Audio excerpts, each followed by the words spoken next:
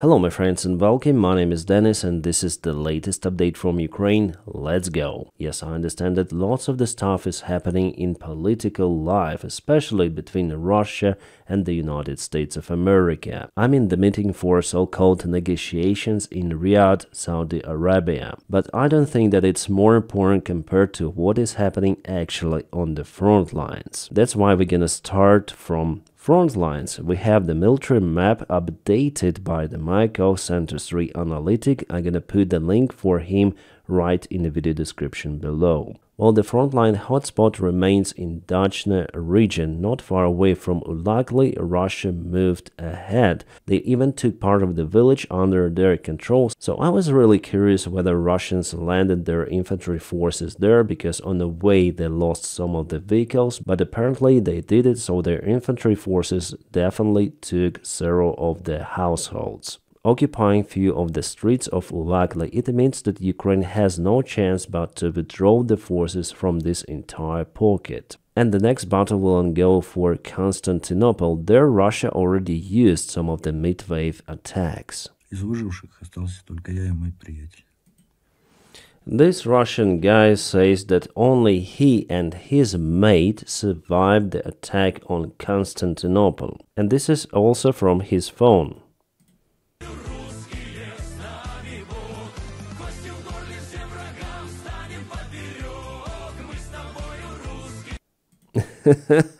Is it some sort of the motivation for the Russian soldier patriotic song? Well, the fact is the fact that south of the Russian army towards Constantinople failed completely. They had managed to reach this area, but Ukraine already repelled Russians from the side, so Ukraine controls Constantinople still. And Ukraine continued to demolish even Russian artillery, or should we call it a North Korean artillery system, because it definitely is. It is called Koksan, North Korean made artillery system, which Russia now has in its army. North Korea not just supplies artillery shells to Russia, but also artillery systems, and Russia has huge problems with their own artillery systems, and they need some of the compensation from their friends. Russians also continue to lose their own made artillery systems, like for example, this is the self-propelled artillery system Msta-S, which was hid somewhere in a building. Russians tried to hide it, but it didn't work. Here the drone found it, and the result, well, you saw it.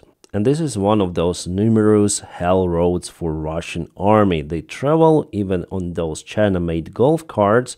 As you can see, they have some sort of the camera installed, dash cam, and here you can see lots of the vehicles, supply vehicles, first of all, which were destroyed for Russia. The road to hell. And as you can see, this guy is jumping out because they saw drones and the vehicle ahead, well, it was kaboomed by FPV. That's one of the ways of how Russians try to secure their vehicles. They put those webs or nets right over the roads. Yes, sometimes it might help, but to establish this coverage, Russians should take the place under their control, because it requires some time to put the net on top. In most of the cases, they do not have those features. Oh, what we have here is the Russian army. This donkey helps to transport some of the water, as you see. Second army in the world. I'm telling you about this stuff to show that everything is not so well in the Russian army. Yes, even though they take the ground, but for what cost? So if we check out the deep state military map source from Dachne direction, you can see that Russians took this ground under their control. Somehow they're quite successful in Andriivka. And also they moved to Ulagli. They had numerous of the mid attacks there, and for sure Ukraine will withdraw the forces from this pocket. Plus Russians, as you can see, are trying to move from Velika Novosilka direction. Before they tried to go from Novi Kamar, and now they have one more assault vector. But in Pokrovsk direction, Russians are just exhausted. They cannot propel forward, and there Ukraine is counterattacking. Yesterday the counterattack happened here before Ukraine went to Peshana village, before also to Dachinske. Also Ukraine got the assault vector towards Kotline. Everything of that holds Russian army out of Pokrovsk. Pokrovsk remained one of the main cities in the entire Donetsk region. I've told you many times the importance of this settlement. It's better to call it a town. Nevertheless, it has the railroad, it has crossroads, a very important E50 road goes through it. So if we check out the front lines in general, for the last 24 hours, Russia assaulted just in 3 of the directions. So they have the territorial gains as usual, but much less compared to what it was before. For the last couple of days, Russians tried to intensify their attacks, but it didn't go well for them. Basically, it just brought them more losses. About the Kursk region, well, everything is stable. Out there, I don't see that Russia takes more ground. Their last attack attempt towards Nikolsky village failed completely. But in the nearby future, they might gain some of the extra forces and try to attack somewhere once again. My friends, by the way, if you want to support the job that I do here on YouTube, please follow me on Patreon.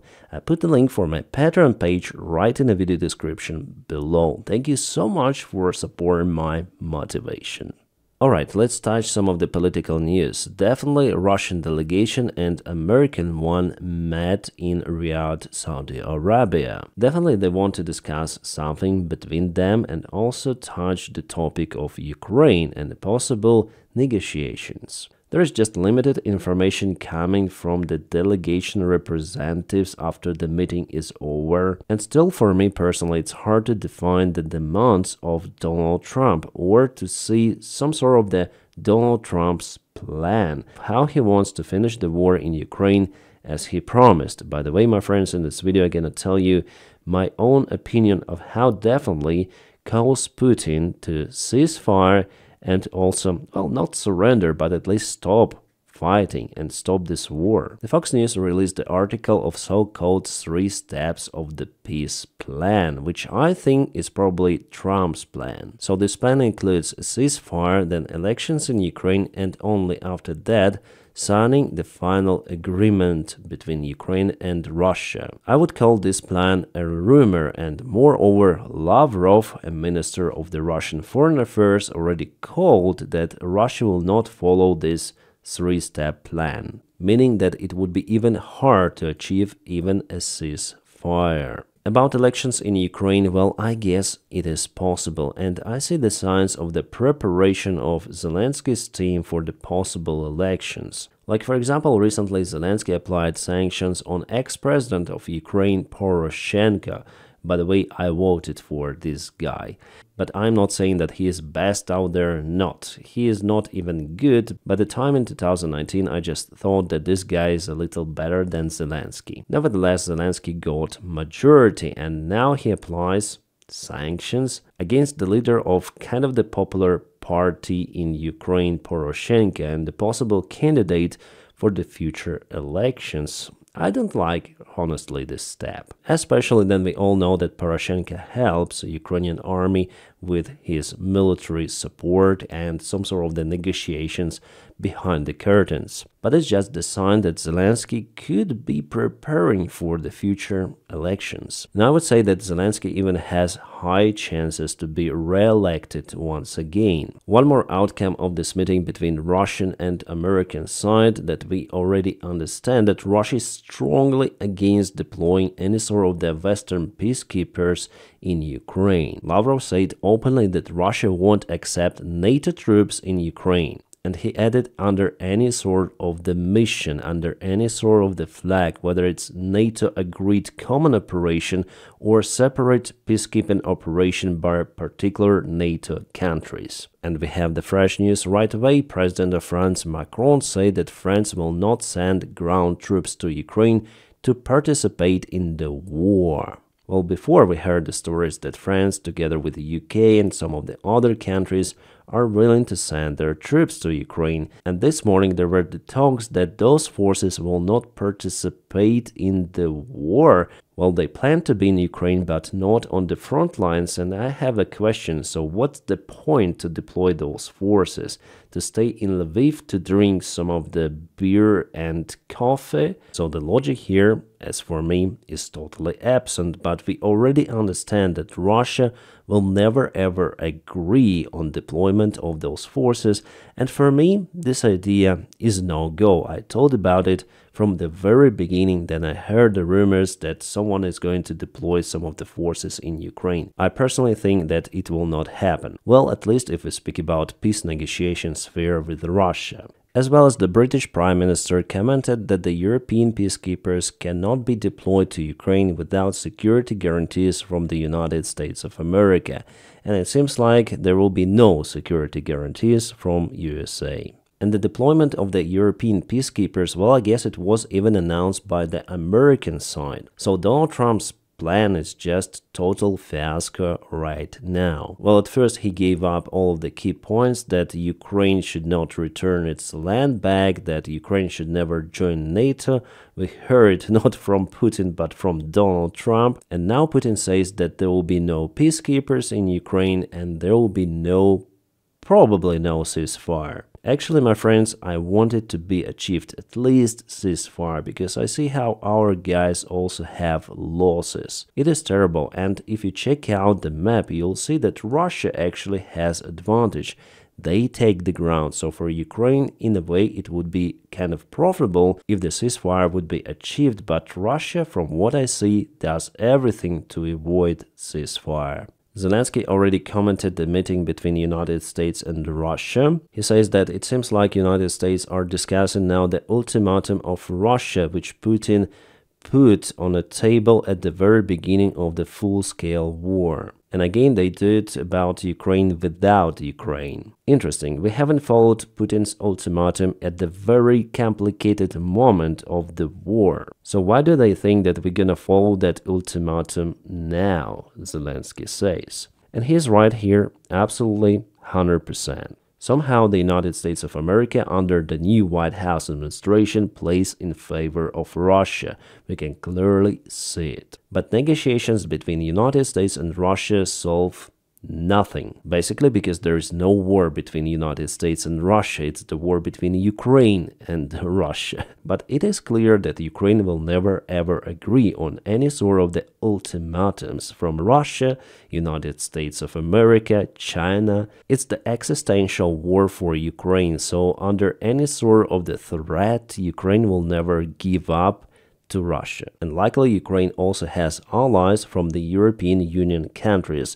Not all of the European Union countries, but most of them. Baerbock, who is the foreign minister of Germany, said that they plan to expand the military support for Ukraine. And the German defense ministry already confirms that they're gonna send a new military package to Ukraine, which includes air defense missiles, lots of the AMRAAMs, and other weaponry. So our democratic allies are still committed to support, and it's good. By the way, Lavrov also was scared about creation of the European Union army. He said that they're okay if Ukraine joins European Union because it's the commercial alliance and political one, but if European Union turns into the military alliance, there would be no difference between NATO. But 100% European Union should create that army because, you see, Russia is scared about it. And most of the legacy media confirmed that for Vladimir Putin, negotiations with Trump is just the way to press or play with Donald Trump. You may call it a hunt on Donald Trump. So negotiations between them will continue as well as the war. The highest possible humiliation for Donald Trump and for America with him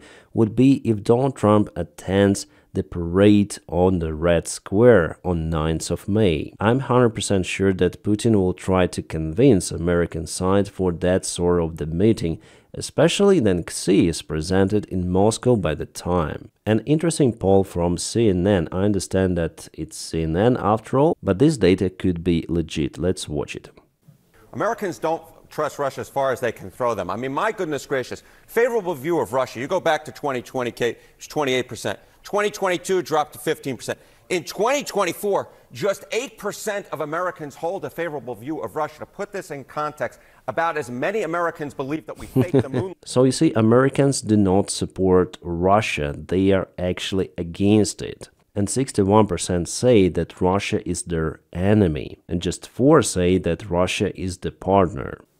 What about Putin specifically? I mean, once again, how Americans view Putin Confident he'll do the right thing when it comes to world affairs, just 8%. Favorable view of him, of Vladimir Putin, just 9%. So fellow Americans, thank you for this huge support. I guess even in Ukraine, the numbers are quite similar. Yeah, you know, so we spoke about yesterday about how Americans' views of Ukraine have softened, the favorable views, and here we're talking about negative views of Russia. I think this kind of puts in a context about how Americans feel about Russia when matched up against Ukraine. Ukraine using U.S. weapons in Russia. Take a look here. 52% of Americans. So yeah, 52 is still a majority, but why 43 oppose the military support of Ukraine? It's done by propaganda, mostly on X, saying that we are spending taxpayers' money for Ukraine. But in fact, with the military support, United States of America reformed their own military-industrial complex, which helps to secure United States themselves. But still, majority is good. So if Donald Trump shows his love to Russia openly, he might lose his rating, because society in the United States, they don't like Russia. And you know, guys, it seems like Ukraine really hits Russia hard by targeting their oil and other infrastructural facilities. Because after the meeting, Lavrov said that Zelensky should be calmed down. We don't know who gave the order to bomb the infrastructure of the Krasnodarsky Krai because it even touches Kazakhstan. Just to recall, a couple of days ago, Ukraine hit a very important facility which Russia uses for their oil exports. So Ukraine applies their own drone sanctions on Russia as usual. But also Lavrov lied openly. He said that they never hit any kind of the energy infrastructure of Ukraine. They just hit the facilities which could be used by Ukrainian military. So all of those blackouts, all of those strikes on any sort of the power plants, including nuclear power plants recently, I mean Chernobyl, all of those done by someone. So never ever trust Russian officials.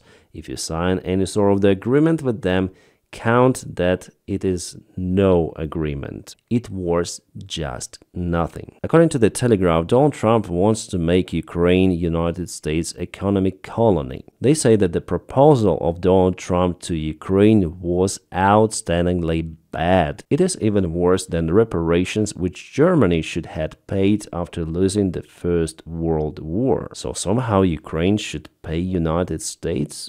For what? I mean, Ukraine received the military support from the United States, but it doesn't worth half of the natural resources of the country. No, even $100 billion were not spent for Ukraine by the United States of America. Europe actually paid more for Ukraine. And again, no deal was done before, like its post-factum demand by the United States. Compensate us by giving up your country, basically. You know, guys, I read lots of the conspiracy theories, and with those kind of the deals, I tend to believe in some of those. Well, luckily Zelensky hasn't signed a deal, but I would say that there will be a resistance even from Ukrainian people against it. The proposal from Ukraine was to exchange the access to the natural resources for the possible security guarantees. But Donald Trump wants Ukrainian minerals just like that, without any sort of the conditions. I think that he's just stupid to count on that. Guys, there was the Delta Airlines flight crash happen in Toronto. I recorded the video about this case, and with more details I shared it on my Pilot Blog channel, so highly recommend you to subscribe for the Pilot Blog. You may find the channel in the video description just below, I mean this particular video. As you probably know, I have the aviation experience, so I may tell you my own personal and quite competent opinion about this and other aviation topics. Luckily here everyone survived, crew and passengers. Whew. So guys, my opinion of how Putin might agree on ceasefire in Ukraine. There is a condition for it, and it's clear. Russian economy should drop down for Putin to understand that he cannot sustain the war in Ukraine. So he'll have no other way but to stop the war. And also there is the other condition. Putin could be sure that he might destabilize Ukraine from inside. And for that, Putin needs elections in Ukraine. He'll use that feature to split Ukrainian society. It's my analysis, but I think I'm right. Because after all, Russia takes the ground in Ukraine, so why would Putin cease fire? It's not profitable for him right now. That's why negotiations are there just for negotiations, for ego of Donald Trump and Putin, unfortunately. Because as I've told you, I personally would like to see a ceasefire at least in Ukraine. So guys, I hope you enjoyed this video, and as you see, I'm trying to experiment with different microphones because in my videos, I think the audio is the most important thing, and I personally like this mic. It's RE20, very old mic, but it sounds kind of good. Also, it looks like some sort of the military equipment. So tell me if you like the previous sound with Shure SM7B or this one. And as usual, I wish you all a peaceful sky wherever you are and have a great time.